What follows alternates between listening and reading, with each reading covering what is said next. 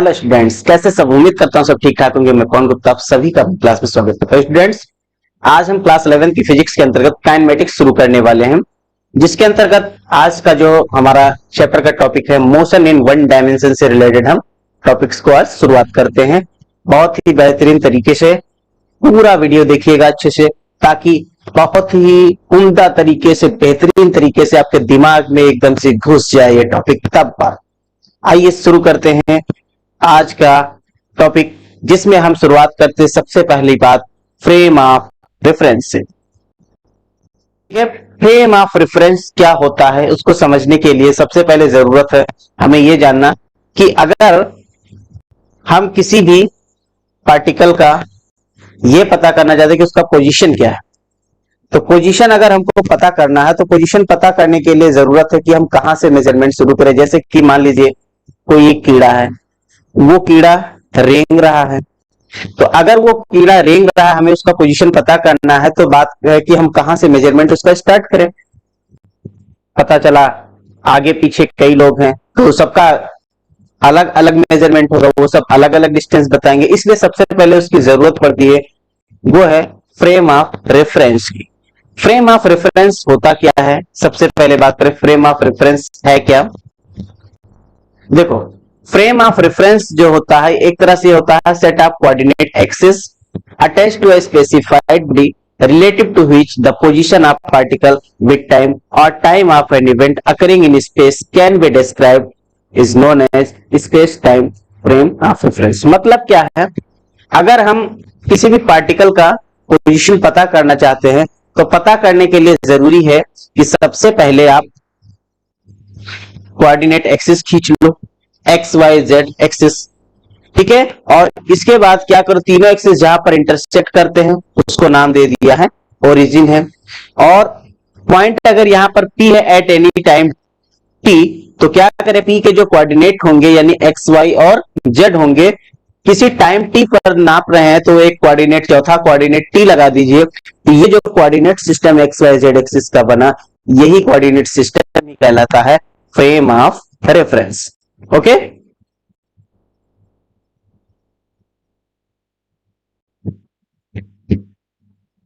जैसे कि आपको ये दिखाई पड़ रहा होगा, एक भंवरा ये उड़ रहा है, इसका पोजीशन हमें मेजर करना है। तो देख रहे हैं टाइम टू टाइम क्या करता है, नीचे बैठता है, फिर उड़ता है, फिर नीचे आता है। तो अगर हमें इसका पोजीशन पता करना तो क्या करना पड़ेगा, हमको एक कोऑर्डिनेट सिस्टम इसी एक्स वाई जेड एक्सिस पर ड्रा करना होगा। और ड्रा करने के बाद जब हम कोऑर्डिनेट सिस्टम ड्रा कर लेंगे तो ड्रा करने के बाद क्या होगा कि हम उसका एट एनी इंस्टेंट उसका पोजीशन हम पता कर लेंगे, ठीक है। इसी प्रकार से और भी एक इवेंट की हम बात करें, जैसे देखिए यहां पर एक शार्क फिश आपको दिख रही है, ये क्या हुआ, कहीं किसी जगह पर अटैक करने वाली है, अटैक करती है। तो अगर हमें ये पोजीशन पता करना है इसका कि ये कहां पर अटैक की है, तो उसके लिए हमें क्या करना पड़ेगा, किसी एक जगह को बनाना पड़ेगा फ्रेम ऑफ रेफरेंस, ठीक है। फ्रेम ऑफ रेफरेंस जब हम बना लेंगे, फिर वहां से क्या करेंगे, उसका डिस्टेंस ओरिजिन से मेजर करेंगे, that will be position of that fish. और वो टाइम हम बता देंगे किस जगह पर अटैक किया, तो उस चौथे कोऑर्डिनेट यानी एक्स वाई और जेड तीनों कोऑर्डिनेट बता देंगे, और एक चौथा कोऑर्डिनेट उसका हम टाइम भी बता देंगे। तो फिर उस इवेंट का हम पोजीशन कंप्लीटली बता पाएंगे, ठीक है। तो इस तरह से याद रखना, space time frame of reference जो होता है इसमें चार कोऑर्डिनेट होते हैं। एक तो आपके एक्स वाई जेड जो आपने पिछले क्लासेस में पढ़ा है, और दूसरा क्या है, एक चौथा कोऑर्डिनेट होता है टाइम होता है, यानी किसी इवेंट के घटने का टाइम को भी बताना होता है। तो इस तरह से frame of reference, frame of reference से बिल्कुल नहीं डरना। फ्रेम ऑफ रेफरेंस का सीधा सा मतलब क्या है, सेट ऑफ कोऑर्डिनेट एक्सिस। जैसे कि एग्जांपल के लिए कार्टेशियन प्लेन, ये कार्टेशियन प्लेन हमने ड्रा किया, तो ये कार्टेशियन प्लेन क्या है, एक फ्रेम ऑफ रेफरेंस। अब फ्रेम ऑफ रेफरेंस चेंज होने से कंडीशन ऑफ मोशन में भी फर्क पड़ता है। On changing the frame of reference nature of motion change. जैसे कि अगर हम बात करें एक ट्रेन की, ट्रेन में कोई व्यक्ति, कोई पैसेंजर बैठा हुआ हो, वो पैसेंजर क्या कर रहा है, चल रहा है, स्टेशन की तरफ आ रहा है, और स्टेशन पर एक पैसेंजर खड़ा है। तो स्टेशन पे जो पैसेंजर खड़ा है वो क्या बताता है कि ट्रेन इज कमिंग, ट्रेन आ रही है। कहां आ रही है? स्टेशन की तरफ। जबकि ट्रेन के अंदर जो पैसेंजर है वो कह रहा है स्टेशन इज कमिंग, स्टेशन आ रहा है।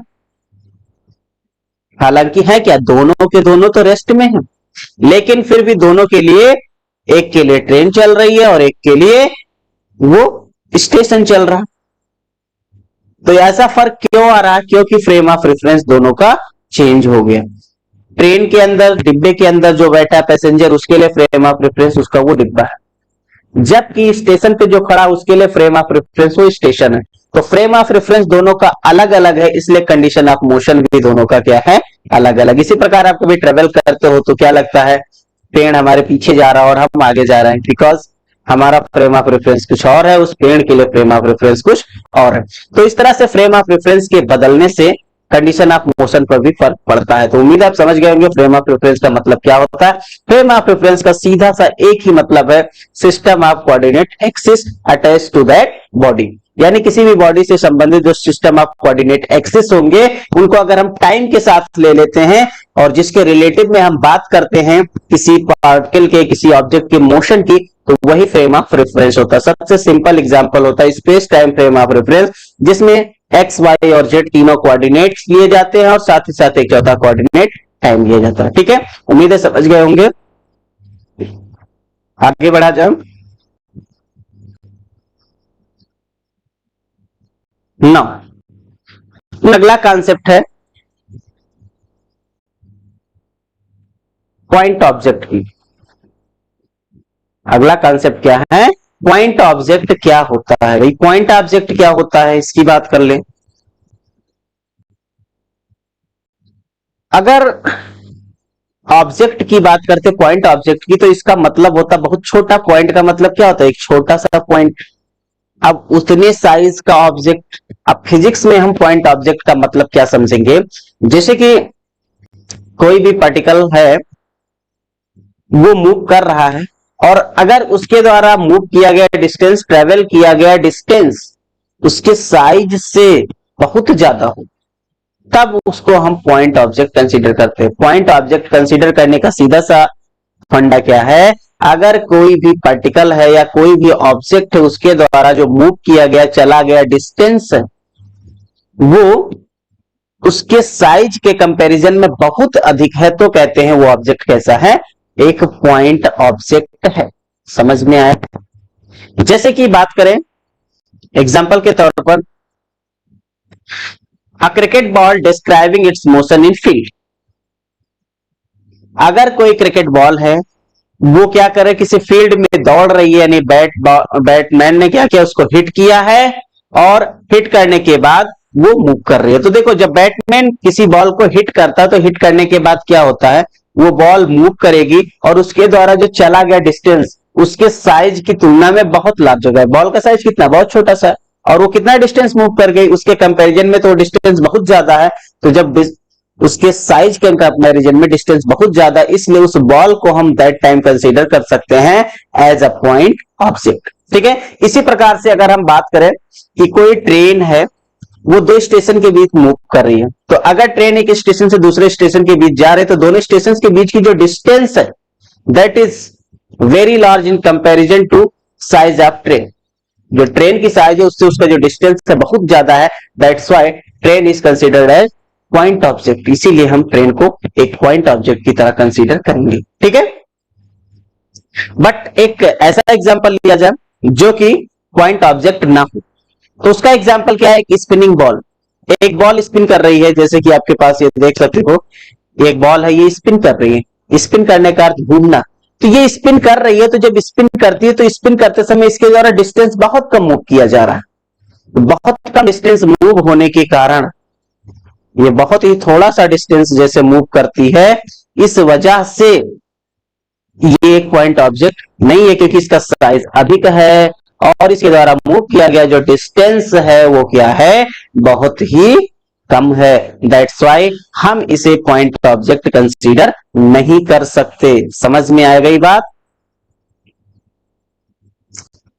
ठीक है, तो ट्रेन दो स्टेशन के बीच मूव कर रही वो भी पॉइंट ऑब्जेक्ट है, और अगर बॉल फील्ड में दौड़ रही तो वो भी पॉइंट ऑब्जेक्ट है, लेकिन स्पिनिंग बॉल पॉइंट ऑब्जेक्ट नहीं है। इसी प्रकार से अगर कोई बोतल है वो किसी कॉर्ड पर या कहीं पर रखी हुई है और वो क्या करे, जस्ट स्लिप हो जाए, तो स्लिप होते समय उसके द्वारा जो डिस्टेंस होगा वो बहुत थोड़ा सा उठा जाएगा, बहुत थोड़ा सा मूव होगा, ऐसे थोड़ा सा कर्व होगा, और उसके कंपैरिजन में वो जो डिस्टेंस होगा वो क्या होगा, बहुत ही कम होगा।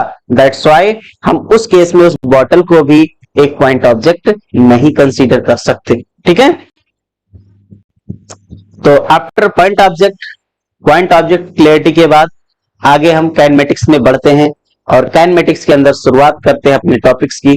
टॉपिक है मोशन इन 1, 2 एंड 3 डायमेंशन। हम कैसे पहचानेंगे कि कोई भी ऑब्जेक्ट अगर मूव कर रहा है, अगर मोशन कर रहा है, तो उस केस में वो 1 डायमेंशन मोशन कर रहा है या 2 डायमेंशन में मोशन कर रहा है, 3 डायमेंशन में, जिसको 1D, 2D और 3D मोशन कहते हैं। ठीक है, तो इसको समझते हैं हम। अगर हम कोई भी ऑब्जेक्ट है उसका हम पोजीशन लिखना चाहते हैं, तो पोजीशन लिखने के लिए हमको क्या होता है, 3 कोऑर्डिनेट्स की जरूरत पड़ती है। किसी स्पेस में अगर कोई पार्टिकल मूव कर रहा है तो उसके कोऑर्डिनेट्स को लिखने के लिए हमें 3 कोऑर्डिनेट्स की जरूरत पड़ती है, एक एक्स कोऑर्डिनेट, एक वाई और एक जेड कोऑर्डिनेट। ठीक है, और अब बात आती है कि उसको हम कब कंसीडर करेंगे, ये 1D या 2D या 3D मोशन।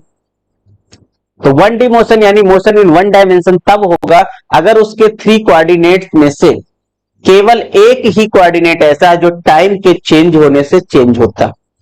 ठीक है, टाइम के बदलने से अगर केवल एक्स, वाई और जेड कोऑर्डिनेट्स में से कोई एक कोऑर्डिनेट बदलता तो उसके मोशन को हम 1 डायमेंशनल मोशन कहेंगे। ठीक है, इसी प्रकार अगर कोई ऑब्जेक्ट का जो कोऑर्डिनेट सिस्टम है उसमें 3 में से 2 कोऑर्डिनेट टाइम के साथ बदलते हो तो फिर कहेंगे वो जो मोशन कर रहा है, जो मूव कर रहा है ऑब्जेक्ट, वो 2D मोशन कर रहा है। इसी तरह से 3 डायमेंशनल मोशन की बात करें, 3 डायमेंशनल मोशन में क्या होता है, अगर कोई ऑब्जेक्ट है वो इस प्रकार से मूव करे कि उसके 3 के तीनों कोऑर्डिनेट्स टाइम के साथ साथ चेंज होते रहे, तो उस टाइप का मोशन जो होता है वो 3 डायमेंशनल मोशन होता है। कैसे, एग्जाम्पल के द्वारा समझते हैं। आपने कार देखा होगा, एक सीधी लाइन है, सीधा रोड है, उस रोड पर अगर कोई कार मूव कर रही है तो उस केस में सिर्फ और सिर्फ एक कोऑर्डिनेट उसका चेंज होगा। अगर हम मान ले कि वो एक्स एक्सिस के अलोंग मूव कर रही है तो उसका टाइम के साथ एक ही एक्सिस बदलेगा, एक ही कोऑर्डिनेट बदलेगा, वो भी क्या है, एक्स कोऑर्डिनेट बदलेगा। उस केस में हम कहेंगे कि कार का मोशन कैसा है, 1 डायमेंशनल मोशन। ठीक है, इसी तरह से अगर हम किसी ऑब्जेक्ट को ऊपर से छोड़ते हैं, ड्रॉप करते हैं, अगर ड्रॉप करते हो वो नीचे गिर रहा है, तो जब नीचे गिरेगा ना वो ऑब्जेक्ट, तो वो क्या करेगा, एक ही लाइन पर मोशन करेगा, यानी उसका एक ही कोऑर्डिनेट जो अप और डाउनवर्ड वाला कोऑर्डिनेट होगा, अगर हम उसको जेड एक्सिस कंसीडर करते हैं तो जेड एक्सिस वाला कोऑर्डिनेट ही सिर्फ चेंज होने वाला है, इसलिए उसको हम कहेंगे 1 डायमेंशनल मोशन। तो उम्मीद है 1 डायमेंशनल मोशन समझ में आया होगा। ठीक है, इसी प्रकार अगर हम बात करें कि एक कोई धागा बांध दे एक पॉइंट से दूसरे पॉइंट के बीच, उस धागे पर कोई कीड़ा चल रहा हो, कोई इंसेक्ट मूव कर रहा हो, तो उस इंसेक्ट का मोशन भी 1 डायमेंशनल मोशन होगा। फिर बात करें 2 डायमेंशनल मोशन के एग्जांपल्स की। 2 डायमेंशनल मोशन जो होता है ना वो हमेशा एक प्लेन में लिया जाता है। कैसे, जैसे कि बोर्ड पर कोई बोर्ड, आप बोर्ड देखते हैं ना क्लासरूम में, जो बोर्ड होता है उस बोर्ड पे अगर आप चौक से लिख रहे हैं तो चौक जो मूव कर रहा है तो चौक का मोशन कैसा है, चौक का मोशन 2 डायमेंशनल मोशन है। क्यों, क्योंकि उसमें 2 कोऑर्डिनेट चेंज हो रहे हैं। अगर एक लेंथ और ब्रेथ दोनों को एक्स और वाई एक्सिस के द्वारा रिप्रेजेंट किया जाए तो टाइम के साथ साथ एक्स और वाई कोऑर्डिनेट चेंज होंगे, इसलिए उसका मोशन हम कैसा कहेंगे, वो 2 डायमेंशनल मोशन है। कब, जब चौक नहीं उठा रहे हैं तब। समझ में आया। अब इसी तरह से और भी एग्जांपल्स की बात करें, जैसे फर्श पर कोई कीड़ा चल रहा है तो फर्श पे कीड़ा चलेगा तो फर्श पे भी लंबाई चौड़ाई होती है ना, लेंथ और ब्रेथ होती है, तो उस केस में उसका भी मोशन कैसा हो जाएगा, 2 डायमेंशनल मोशन हो जाएगा। और अधिक आए, जैसे कि अपनी पृथ्वी को देखा, पृथ्वी क्या करती है, सन के अराउंड मूव करती है। तो पृथ्वी अगर सन के अराउंड मूव कर रही है, सूर्य के चारों ओर परिक्रमा कर रही है, तो वो भी एक प्लेन में करती है। ठीक है, तो जिस प्लेन में वो मोशन करे, एक प्लेन में अगर कोई मोशन होता है तो वो मोशन कैसा होता है, 2 डायमेंशनल मोशन होता है। इसी प्रकार मून जो होता है वो पृथ्वी का परिक्रमा कर रहा है, अर्थ का परिक्रमा कर रहा है, तो उस केस में उसका भी मोशन कैसा हो जाएगा, ये 2 डायमेंशनल मोशन हो जाएगा।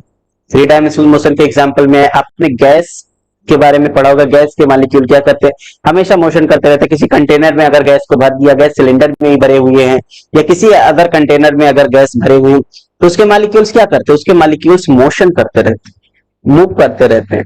तो जब मॉलिक्यूल्स मूव कर रहे हैं, मोशन कर रहे हैं, तो उनका जो मोशन होगा वो कैसा होगा, थ्री डायमेंशनल, क्योंकि उस समय एक्स वाई जेड तीनों कोऑर्डिनेट चेंज होंगे, अर्थात लंबाई, चौड़ाई और ऊंचाई, लेंथ, ब्रेथ और हाइट तीनों चेंज होंगे, इसलिए उसका मोशन थ्री डायमेंशनल मोशन होगा। इसी प्रकार से अगर कोई चिड़िया है, कोई बर्ड है, वो स्काई में उड़ रही है, आसमान में उड़ रही है, तो उसका मोशन भी कैसा हो जाएगा, थ्री डायमेंशनल मोशन हो जाएगा।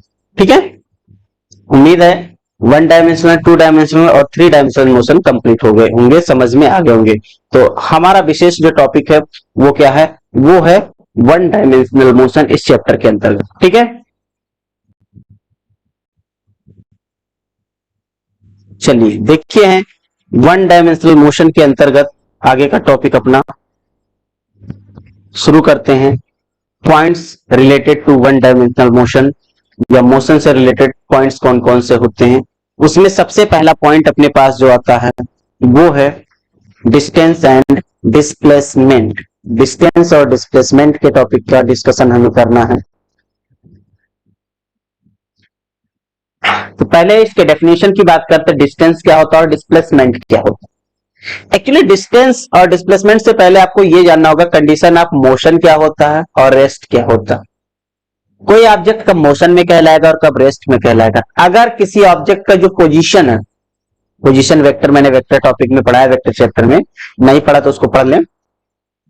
अगर किसी ऑब्जेक्ट का पोजीशन टाइम के साथ साथ बदलता है तो कहते हैं कि वो जो ऑब्जेक्ट है वो मोशन में, और अगर टाइम के साथ साथ उसका पोजीशन, उसकी स्थिति ना बदले तो कहते हैं वो जो ऑब्जेक्ट है वो एट रेस्ट है, रुका हुआ है, विरामावस्था में। ओके, अब ऑब्जेक्ट जब मूव कर रहा है उस केस की बात हम कर रहे हैं। इसमें शुरुआत करते हैं, टॉपिक पहला है डिस्टेंस क्या होता है। तो किसी टाइम में, पर्टिकुलर टाइम में हमको डिस्टेंस देखना है कि इतने टाइम में कितना डिस्टेंस चला कोई ऑब्जेक्ट, तो क्या होता है, एक्चुअल पाथ होता है। पाथ लेंथ जो होगा ना, कितना लंबाई रास्ता, कितना लंबा रास्ता उसने कवर किया, दैट विल बी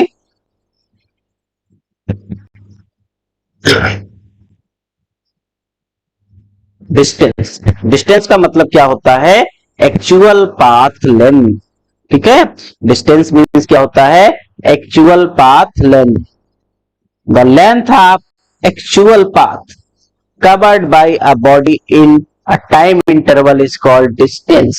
ये डिस्टेंस की डेफिनेशन हो गई क्या, कि the length of actual path covered by a body in a time interval, किसी समय में पता कर लीजिए कि उसने कितना रास्ता तय किया, वही होता है डिस्टेंस।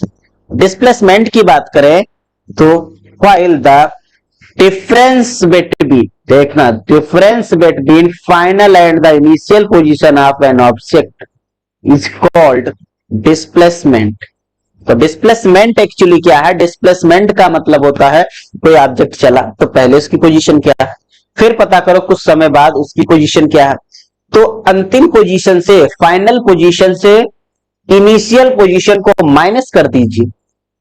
ठीक है, final position minus initial position अगर करेंगे तो वो हो जाएगा डिस्प्लेसमेंट। याद रखिएगा, डिस्प्लेसमेंट का सीधा सा मतलब क्या होता है, डिस्प्लेसमेंट मीन्स होता है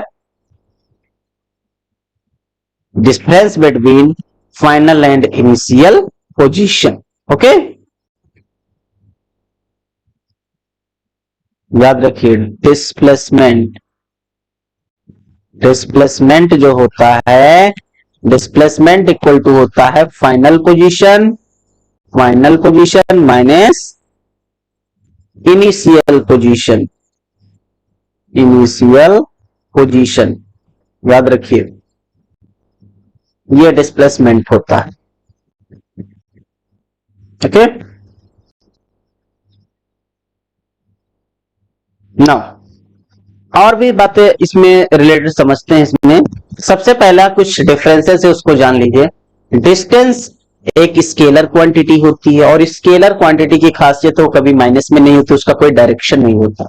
माइनस का साइन लिया था सिर्फ और सिर्फ डायरेक्शन शो करने के लिए, और डिस्टेंस में कोई डायरेक्शन नहीं है, दैट्स वाई डिस्टेंस कभी नेगेटिव नहीं हो सकती। जबकि डिस्प्लेसमेंट की बात करें, डिस्प्लेसमेंट पॉजिटिव भी हो सकता है, नेगेटिव भी हो सकता है, जीरो भी हो सकता है, because displacement is a vector quantity. ठीक है, याद रखिए, डिस्टेंस स्केलर क्वांटिटी है और डिस्प्लेसमेंट क्या है, वेक्टर क्वांटिटी है। ओके, अब यूनिट की बात करें किसमें मेजर करेंगे, तो डिस्टेंस और डिस्प्लेसमेंट, या डिस्टेंस हो या डिस्प्लेसमेंट हो, दोनों को मेजर किया जाता है मीटर में, यानी SI unit of distance and displacement is metre. ठीक है, चलिए देखते हैं, समझते हैं इस पर डिस्टेंस और डिस्प्लेसमेंट के टॉपिक को अच्छे से। जैसे कि आपको एक सर्कल दिखाई पड़ रहा होगा, मान लेते हैं ये इसका सेंटर है O, और इसका जो रेडियस है, इसके रेडियस को मान लिया जाए R है। अब कोई पार्टिकल है, यहां एक पॉइंट ए से मूव करना शुरू करता है, इस रास्ते पर ऐसे जाता है। ठीक है, इसके सर्कमफ्रेंस पर चलते चलते, और ये यहां पर पॉइंट पर पहुंचता है, इसके एकदम से परपेंडिकुलर डायरेक्शन में, यहां इस पॉइंट पी पर पहुंचता है किसी पार्टिकुलर टाइम में। अब आपसे कहा गया कि बताओ इसका डिस्टेंस कितना हुआ। अगर ये डिस्टेंस एस है, तो आपसे पूछा गया कि बताओ इसका डिस्टेंस कितना है और डिस्प्लेसमेंट कितना।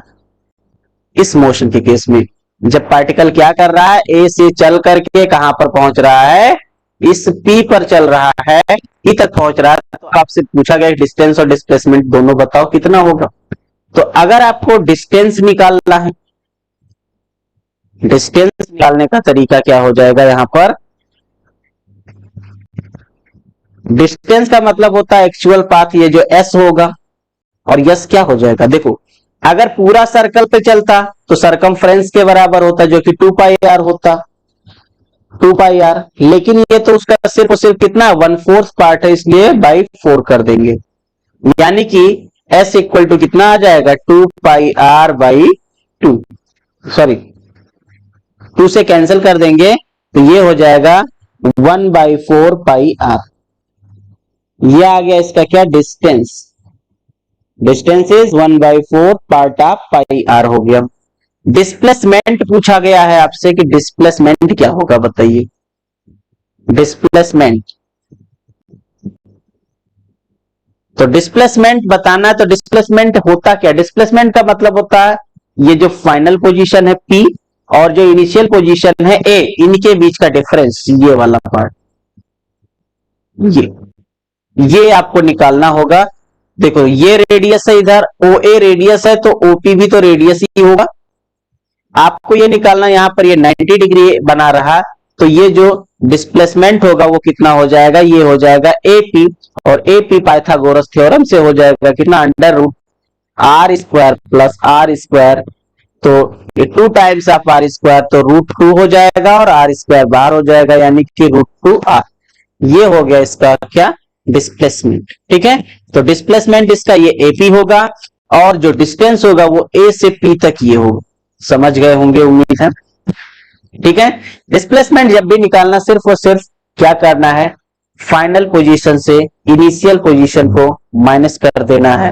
तो फाइनल पोजीशन और इनिशियल पोजीशन को माइनस करने का जो तरीका होता है वो वेक्टर में होता। अब यहां पर जो तरीका हमने लगाया, यहां पर जो हमने निकाला, ये सर्कुलर मोशन का पार्ट ले लिया, तो सर्कुलर मोशन में एक्चुअली ये 2D मोशन हो गए। ठीक है, 1 डायमेंशनल मोशन में ये आपके पास इस तरह से, अगर 2 डायमेंशनल मोशन में क्या होता है, अब आपको इसका कोऑर्डिनेट लिखना पड़ता है, ये ओरिजिन हो जाता, ये एक्स एक्सिस हो जाता और ये वाई एक्सिस हो जाता, तो उस तरह से निकालेंगे। खैर उसका डिस्कशन हम बाद में करेंगे, अभी यहां पर समझ गए होंगे। इसी तरह से अगर हम मान ले कि ये आपके पास एक ट्रायंगल है ABC, कोई पार्टिकल है वो A से चलना शुरू करता है और B तक आता है, ये A से B तक मान लेते हैं ये है 3 मीटर। इसके बाद वो B से C तक जाता है और ये है 4 मीटर जाता। अब आपसे पूछ रहा है कि बताओ डिस्टेंस कितना और डिस्प्लेसमेंट कितना। तो इस केस में अगर आपको डिस्टेंस निकालना, तो डिस्टेंस क्या होता है, डिस्टेंस का मतलब होता है एक्चुअल पाथ लेंथ। तो कितना चला, पहले A से B तक गया 3 मीटर, फिर B से C तक गया 4 मीटर, यानी 3 metre plus 4 metre equal to कितना हो जाएगा 7 मीटर इज डिस्टेंस, डिस्प्लेसमेंट निकालना है।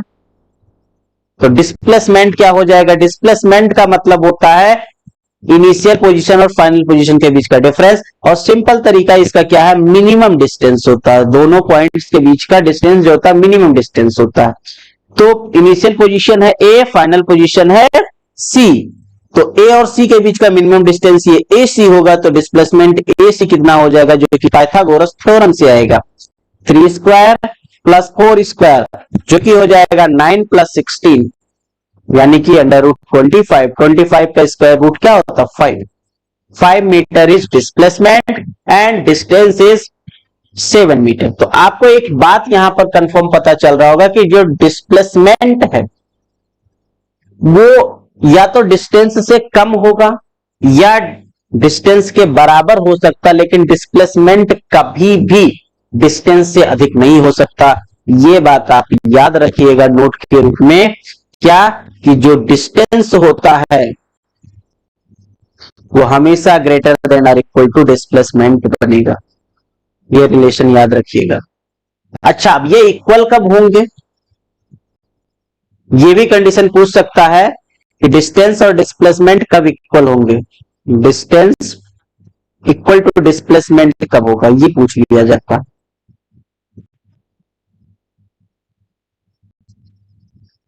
कि डिस्टेंस और डिस्प्लेसमेंट कब इक्वल होंगे, तो कैसे बताएंगे। तो इसका तरीका होगा जो अपने पास वो ये होगा कि डिस्टेंस और डिस्प्लेसमेंट तब इक्वल होंगे जब कोई पार्टिकल क्या करे, एक पॉइंट से चलना शुरू करे और एक ही डायरेक्शन में चलता चला जाए, ए से बी तक सीधा चला गया, वापस लौट के ना आए, यानी कहने का मतलब डायरेक्शन चेंज ना करे, तो उस केस में डिस्टेंस और डिस्प्लेसमेंट क्या होंगे, इक्वल होंगे। यानी distance equal to displacement if the direction of motion, direction of motion doesn't change,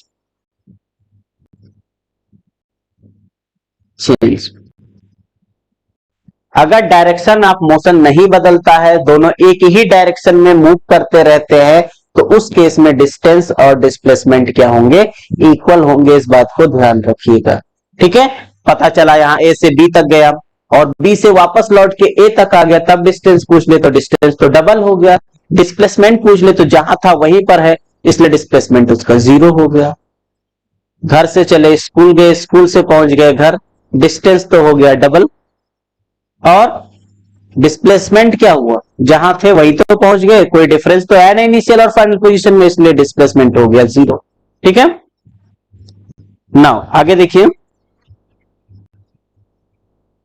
अगला टॉपिक अपना जो आता है वो है स्पीड। स्पीड की बात करें, बड़ा इंपॉर्टेंट टॉपिक है स्पीड।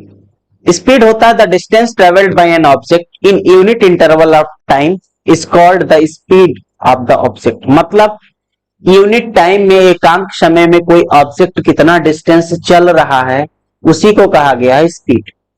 स्पीड अगर आपको मेजर करना तो करिए क्या, डिस्टेंस पता कर लो कितना डिस्टेंस चला, इसके बाद देख लो टाइम कितना हुआ, तो डिस्टेंस अपॉन टाइम इंटरवल हो जाएगा स्पीड, ठीक है। तो स्पीड क्या होता है, speed equal to distance upon time interval होता है।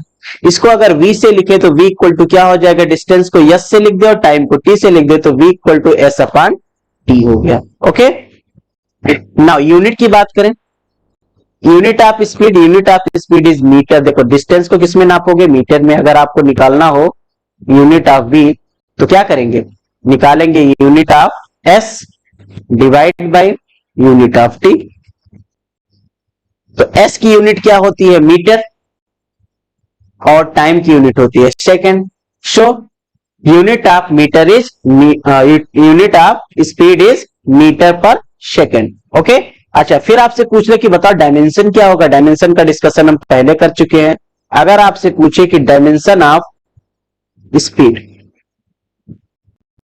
स्पीड का डायमेंशन बताओ, तो देखो ऊपर मीटर है l और नीचे टाइम है t, नीचे तो ऊपर जाएगा t पावर -1, तो l t पावर -1, ये डायमेंशन हो गया स्पीड का, ओके। अच्छा, अब स्पीड में कुछ बातें और हैं। बात आती है दो टाइप की स्पीड की, एक आता है एवरेज स्पीड और दूसरा होता है इंस्टेंटेनियस स्पीड। एवरेज स्पीड क्या होता है और इंस्टेंटेनियस स्पीड क्या होता है?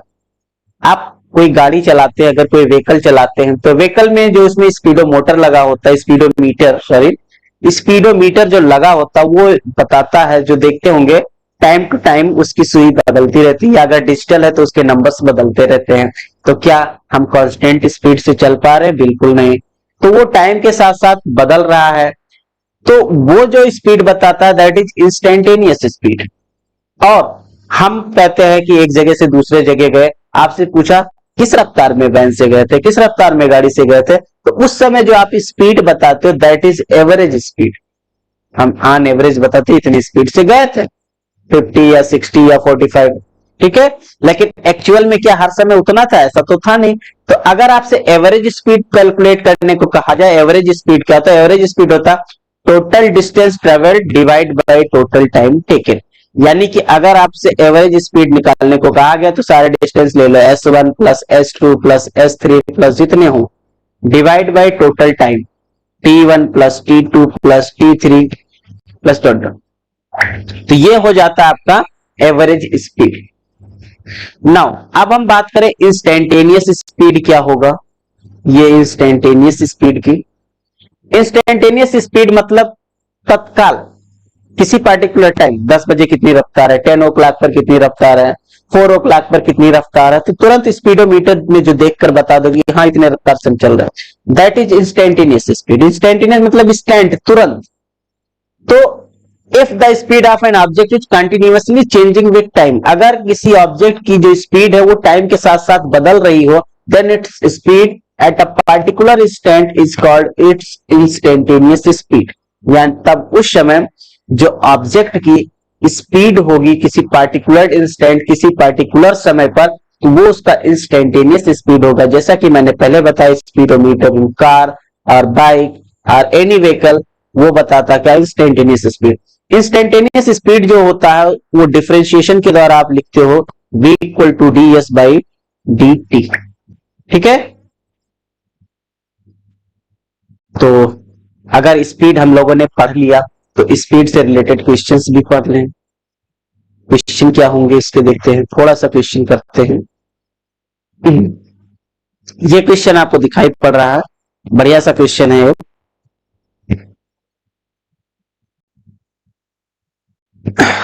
तो क्वेश्चन को पहले रीड करिए अच्छे से। क्वेश्चन कह रहा a car travels first half distance between two places with a speed of 40 kilometre per hour and the rest half distance with a speed of 60 kilometre per hour. What is the average speed of the car? ठीक है, कह रहा कि कोई car है, वो आधा दूरी तो 40 किलोमीटर पर आवर की रफ्तार से चलती है और आधा जो दूरी वो 60 किलोमीटर पर आवर की रफ्तार से चलती है। तो उस केस में एवरेज स्पीड क्या होगी कार की? तो पहले तो इसको बेसिक मेथड से करते हैं, फिर इसका और टेक्निकल मेथड भी पढ़ेंगे, एडवांस मेथड भी पढ़ेंगे। तो पहले बेसिक मेथड से इसको सॉल्व करते हैं।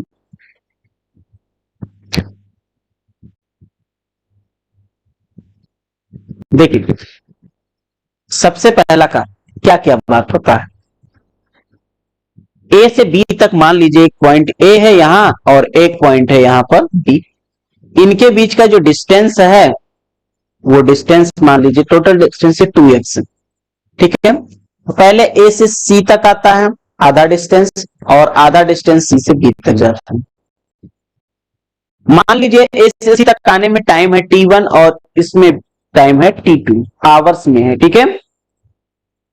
एवरेज स्पीड आपको निकालना है तो सबसे पहले ए से सी तक जाने में वो 40 किलोमीटर पर आवर की रफ्तार है और सी से बी तक जाने में उसका 60 किलोमीटर पर आवर स्पीड है। तो एवरेज स्पीड आपको बताना है अगर, तो क्या होता है average speed? Average speed, average speed equal to होता है total distance upon total time. Total distance divide by total time taken, total time taken, ठीक है। निकाल लो टोटल डिस्टेंस कितना है, टोटल डिस्टेंस है ए से बी तक का 2x, टोटल टाइम है t1 प्लस t2। अब आपको t1 और t2 की वैल्यू निकालनी होगी। T1, तो टाइम क्या होता है? टाइम इक्वल टू होता है डिस्टेंस बाय स्पीड। टाइम क्या होता है? Distance divide by speed. तो उसके अनुसार अगर आप T1 निकालोगे तो डिस्टेंस इसके द्वारा कितना कवर किया गया? A से C तक, यानी कि x। स्पीड है कितनी?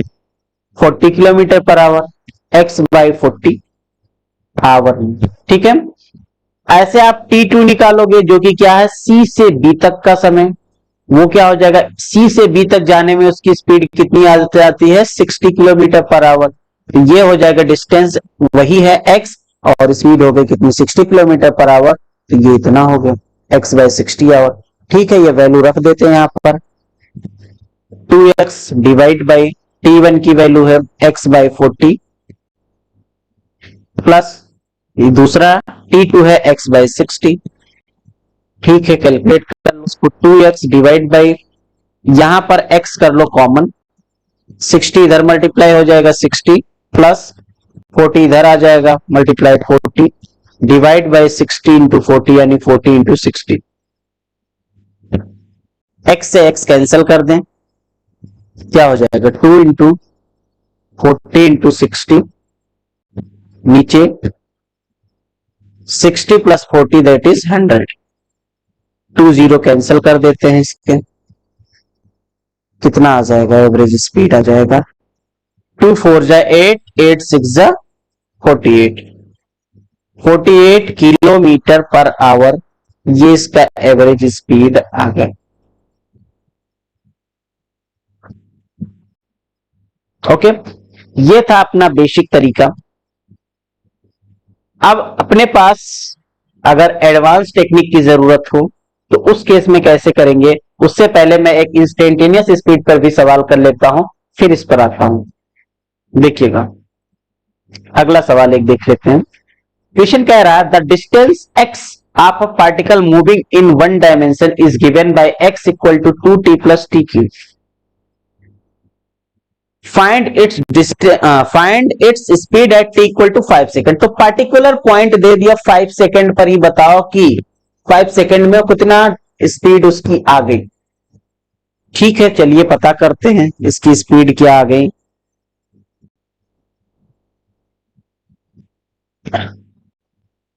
x आपके पास जो डिस्टेंस है कितना है? 2t plus T Q. अब आपको निकालना है स्पीड। स्पीड निकालने के लिए क्या करना होगा? इसको डिफरेंशिएट करेंगे with respect to time t। Speed यहां पर जो हो जाएगा v, वो हो जाएगा इसका डिफरेंशिएशन, जो कि कितना हो जाएगा? dx by D T, that is d by D T of x की जगह रख दोगे कितना? 2t प्लस टी की। अगर आपने डिफरेंशिएशन नहीं सीखा तो एक बार मैथमेटिकल टूल वाले चैप्टर में जाकर के और पढ़ लीजिए, पूरा प्लेलिस्ट मौजूद है मैथमेटिकल टूल का, वहां पर आप डिफरेंशिएशन सीख लीजिए। तो v इक्वल टू, इसका डिफरेंशिएशन करें, देखिए 2 तो कांस्टेंट है, t का डिफरेंशिएशन dt बाई dt लिख दें, plus d by dt of T cube. 2 dt by dt यानी 1 हो गया। यहां पर टी क्यूब है तो क्या हो जाएगा? 3t पावर 3 माइनस 1 यानी कि 2। तो v अपने पास आ गया 2 प्लस 3t स्क्वायर। ठीक है, याद रखिए जब डिफरेंशिएशन करते हैं d by D T of t power n, तो ये होता है n t power n minus 1। इस फार्मूले का इस्तेमाल हमने किया है। ओके, हमको बताना है कब? t इक्वल टू 5 सेकेंड पर। तो 5 सेकेंड पर बता देते क्या हो जाएगा? At t equal to 5 second, 5 second v equal to क्या हो जाएगा? 2 प्लस 3 इंटू 5 का स्क्वायर, यानी 2 प्लस 3 इंटू 5 का स्क्वायर 25, दैट इज 2 प्लस 75 यानी कि 77 यूनिट। अगर आपको लिखना है तो यहां तो 5 सेकंड दिया, तो जाहिर सी बात है एक्स को मीटर में या किलोमीटर जो भी हो, मीटर मान लेते हैं, तो ये हो जाएगा 77 मीटर पर सेकंड। ये इसका इंस्टेंटेनियस स्पीड आ गया।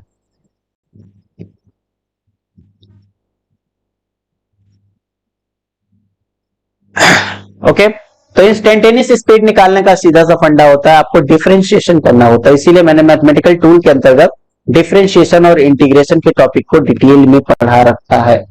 अलग अलग वीडियोज है डिफरेंशिएशन का और इंटीग्रेशन का, तो उसको एक बार जरूर पढ़ लीजिए।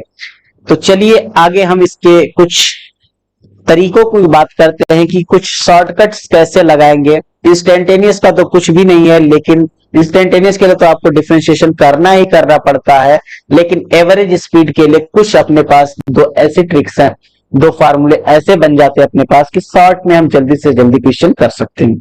कैसे, देखते हैं।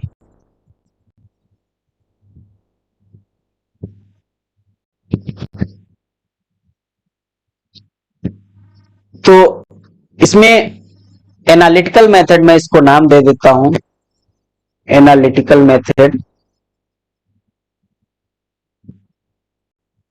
For average speed.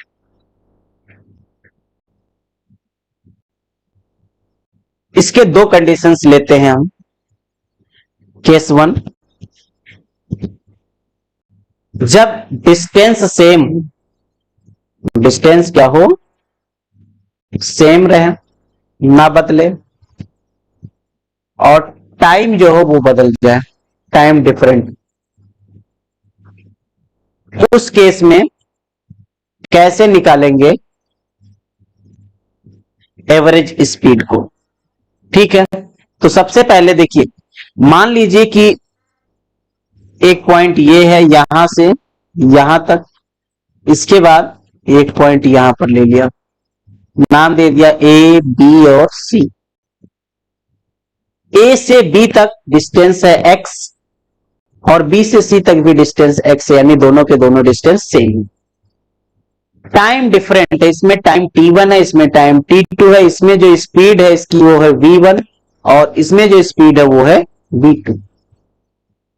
ओके, तो जब ऐसा केस आ जाएगा तो उस केस में एवरेज स्पीड कैसे निकलेगा, चलिए निकालते हैं। एवरेज स्पीड जो होता है वो क्या होता है, वो होता है total distance upon total time. Average speed क्या होता है, total distance upon total time. Total distance x plus x upon total time यानी t1 प्लस t। तो total distance x plus x 2x हो गया, टाइम निकालना है तो t1 क्या हो जाएगा, x बाई v1, और t2 दूसरा टाइम क्या हो जाएगा, distance upon speed x by v2। रख दे यहां पर वैल्यू, तो एवरेज स्पीड इक्वल टू आ जाएगा 2x divide by x by v1 plus x by v2। ये t1 और t2 का मान यहां पर रख दिया हमने इसमें। ओके, नाउ देखिए यहां पर 2x, नीचे x को कर लीजिए कॉमन, इसका क्रॉस मल्टीप्लाई करते इधर आ जाएगा v2 और v1 इधर मल्टीप्लाई होगा v1 और नीचे मल्टीप्लाई होगा दोनों का v1 और v2 का, यानी v1 v2। x से x कैंसिल हो जाएगा, तो अपने पास एवरेज स्पीड कितना आ जाएगा, v1 v2 ऊपर चला जाएगा, 2v1 v2 डिवाइड बाई नीचे बचेगा v2 प्लस v1 को सीधा लिख ले v1 प्लस v2। तो ये अपने पास शॉर्टकट फॉर्मूला आ गया। कोई जरूरी है दो ही हो, ऐसा तो कोई जरूरी है नहीं, ऐसे कई भी डिस्टेंस हो सकते हैं, स्पीड v1 v2 v3 इस तरह से हो, टाइम डिफरेंट हो, स्पीड डिफरेंट हो, लेकिन डिस्टेंस क्या हो, सेम। ठीक है, अगर डिस्टेंस सेम है तो उस केस में तो ये बन गया। इसको थोड़ा सा और हम सिंप्लीफाइड वे में लिखें, और अगर हम इसको और अच्छे से लिखें, 2 को नीचे ले आए और फिर पलट दे तो इसको लिख दे 2 upon v average equal to क्या हो जाएगा देखिए हमने इसको क्या किया, पलट दिया, इसके बाद बनेगा यहां पर 1 by v1 plus 1 by v। ऐसे भी आप याद रख सकते हो, 2 बाई v इक्वल टू हो जाएगा 1 by v1 plus 1 by v2। ये इसको कहते हैं हार्मोनिक मीन, HM। ठीक है, ये हार्मोनिक मीन होता है, ये पूरा नाम लिख दे, हार्मोनिक मीन। हार्मोनिक सीरीज होता है, मैथ वाले जानते हैं अगर पढ़े होंगे तो कोई बात नहीं। ये हार्मोनिक मीन हरात्मक माध्य, हिंदी में कहते हैं इसको हरात्मक माध्य होता है। ठीक है, इसी प्रकार से सिमिलरली अगर बहुत सारे डिस्टेंसेज हो जाएं, सिमिलरली अगर आपके पास डिस्टेंस सेम रहे लेकिन स्पीड v1 v2 v3 अलग अलग पर्टिकुलर डिस्टेंस को यानी x डिस्टेंस को v1 कभी v2 v3 इस तरह से डिस्टेंसेस को कवर किया जाए स्पीड से, तो उस केस में आपके पास जो फार्मूला होगा वो क्या निकल कर आएगा। तो बात हो जाए तो यहां पर क्या हो जाएगा, n upon average speed equal to क्या हो जाएगा 1/v1 प्लस 1/v2। और नहीं, ऐसा नहीं होगा, होगा बिल्कुल होगा, plus 1/v3 and so on, कितना 1/vn। तो ऐसे आपके n पर्टिकुलर टाइम होंगे तो भी ऐसे आप कैलकुलेट कर सकते हो। ओके, एग्जाम्पल के लिए अगर अपने पास 3 हो, सिर्फ और सिर्फ कितने हो 3 हो, तो 3 के लिए कितना हो जाएगा, फॉर n इक्वल टू 3 अगर ले लिया, 3 इंटरवल ले लिया, जैसे कि ये x है, फिर इसके बाद भी x हो गया यहां से यहां तक का, फिर यहां पर भी x हो गया, स्पीड इसका है v1, यह है v2 और यहां पर यहां तक का स्पीड है v3। तो इस केस में अगर आपसे निकालने को कहा जाए एवरेज स्पीड तो क्या करोगे, इसमें फार्मूला लगाओगे 3/b एवरेज इक्वल टू हो जाएगा 1/v1 plus 1/v2 plus 1/v3। Calculate करें, 3 एवरेज इक्वल टू हो जाएगा, नीचे हो जाएगा v1 v2 v3, इसमें v1 है तो ये हो जाएगा v2 v3, इसमें v2 है तो हो जाएगा v1 v3, और इसमें v3 है तो v3 को छोड़ दीजिए, क्या बचेगा v1 v2। और इसको हमें एवरेज स्पीड को उलट देंगे, 3 इसके साथ मल्टीप्लाई हो जाएगा, 3 v1 v2 v3 divide by क्या आ जाएगा v1 v2 plus v2 v3 plus v3 v1, ये हो जाएगा। ठीक है, तो इस तरह से आप कैलकुलेशन कर सकते हो कितने भी हो। तो n के लिए डायरेक्ट फॉर्मूला आप याद रखिए इसका और आपका काम हो जाएगा, समझ गए। अच्छा, ये तो पहला केस था जब डिस्टेंस सेम हो और टाइम क्या हो, डिफरेंट। अब अगर टाइम सेम हो और डिस्टेंस डिफरेंट हो तब कैसे करेंगे उस केस के लिए।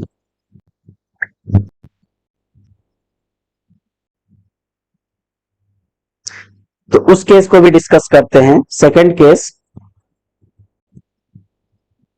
इस बार टाइम को क्या करना है, सेम रखना है और जो डिस्टेंस हो उसको क्या करना है, डिफरेंट रखना है। डिस्टेंस जो हो वो डिफरेंट, यानी सेम टाइम में अलग अलग डिस्टेंस वो कवर करेंगे। जैसे कि ये ए बी और एक ये है वी सी, ये डिस्टेंस है x1 और ये डिस्टेंस है x2, लेकिन इसमें भी टाइम सेम लग रहा है, जो टाइम इसमें है वही टाइम इसमें है।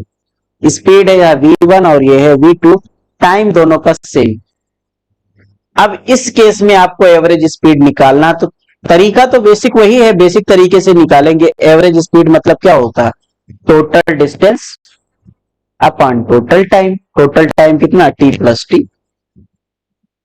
तो x1 और x2 निकालना पड़ेगा, t और t 2t हो गया। डिस्टेंस कैसे निकलेगा इस पर, x1 डिस्टेंस इक्वल टू होता है स्पीड इंटू टाइम v1t, और x2 अगर आप निकालोगे तो क्या हो जाएगा v2 इंटू टी। वैल्यू रख लो, v1t प्लस v2t, ऊपर t को कॉमन कर लीजिए, क्या बचेगा v1 प्लस v2, नीचे 2t, t से t कैंसिल हो जाएगा, तो एवरेज स्पीड क्या आ जाएगा v1 प्लस v2 अपॉन में ये आ गया। इसी प्रकार अगर n टर्म हो तो n टर्म के लिए भी आप इसको कर सकते हो। ठीक है, n टर्म के लिए सिमिलरली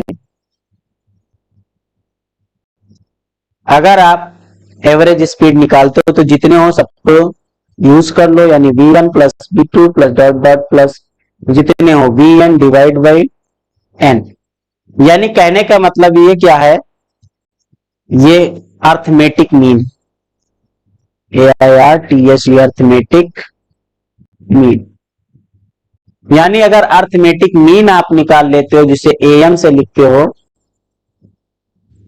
तो मीन, सिंपली मीन कहिए, मीन अगर निकाल लेते हो तो वही क्या हो जाएगा इसका एवरेज स्पीड। ओके, तो दोनों केस याद रखिए, टाइम जब सेम हो डिस्टेंस डिफरेंट हो, और जब डिस्टेंस सेम हो टाइम डिफरेंट। अब आपके पास जैसे मैंने पुराना सवाल अभी कराया है, पिछला सवाल, उस सवाल में देखिए क्या था।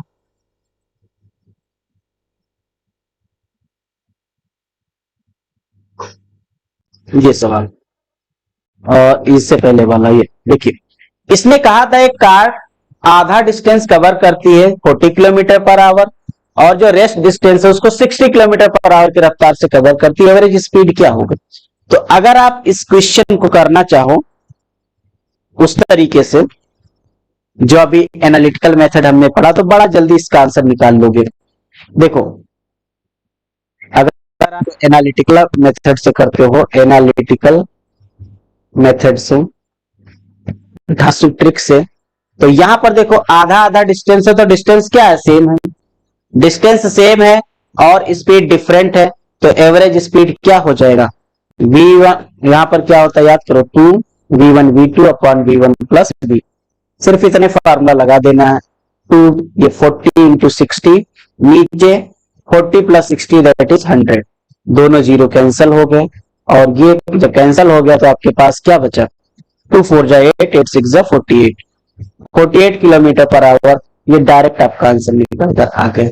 ठीक है, तो चाहे आप बेसिक तरीका लगाओ चाहे डायरेक्ट तरीका लगाओ, दोनों से आपका आंसर आ जाएगा। तो उम्मीद है आज की क्लास में आपको मजा आया होगा।